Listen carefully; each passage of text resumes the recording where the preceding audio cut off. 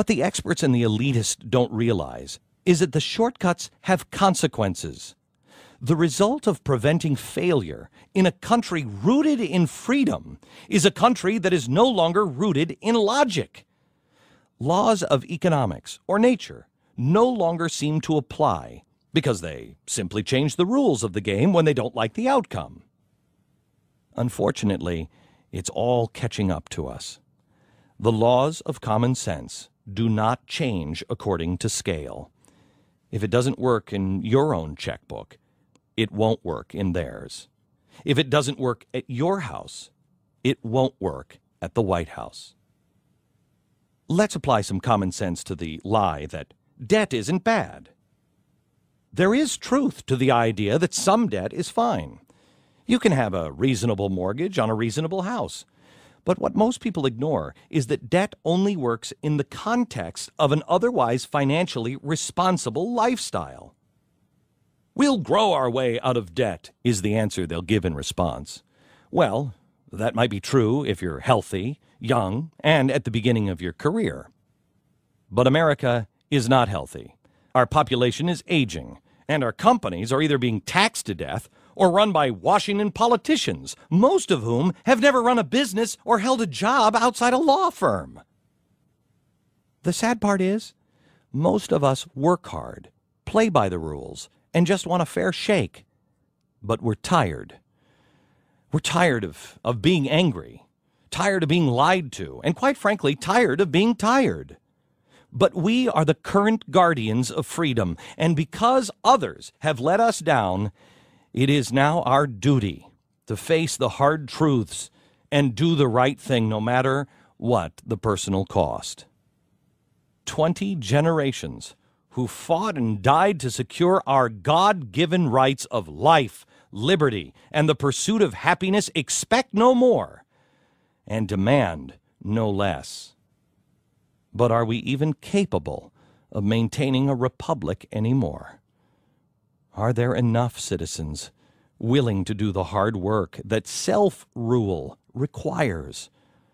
Or have we become a people who would just rather be cared for, fed, clothed, housed, and told what's best for us by a parent-like state? Unfortunately, the evidence suggests the latter. It was bad enough that our leaders sold out our nation's soul in order to print more money. But then we abandoned our post and started following the same path by switching from the gold standard to the debt standard in our own lives.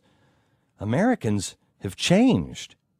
Our parents and grandparents relied on debt only to buy a home or a car or put somebody through college.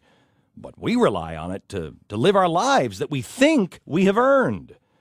We've bought the false promise made by enterprising politicians that we all deserve the best right now, no matter the cost.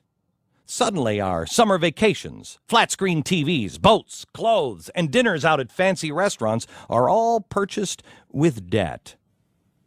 Meanwhile, our politicians, global corporations, and money changers have redefined the American dream. Many of us grew up not even knowing that we were considered poor.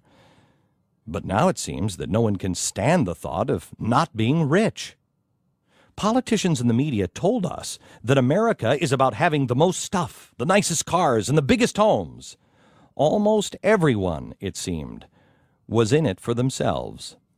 Compassion, we were told, was a victim of capitalism. We should now see that for the lie that it is. Compassion and capitalism go hand in hand, but compassion does not go with what these people are really promoting: greed. Of course, not everyone fell for their lies.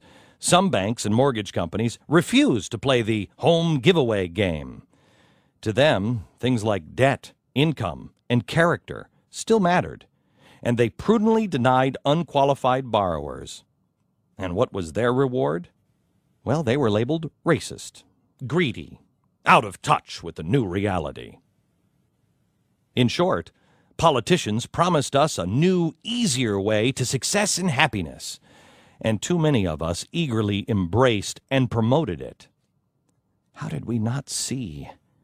How did we forget what our parents and grandparents took for granted? There are no shortcuts in achieving and living the American dream. It takes hard work, relentless dedication to your core principles and values, and above all, patience. Nothing comes easy. Nothing happens fast. But that kind of sense is just not so common anymore.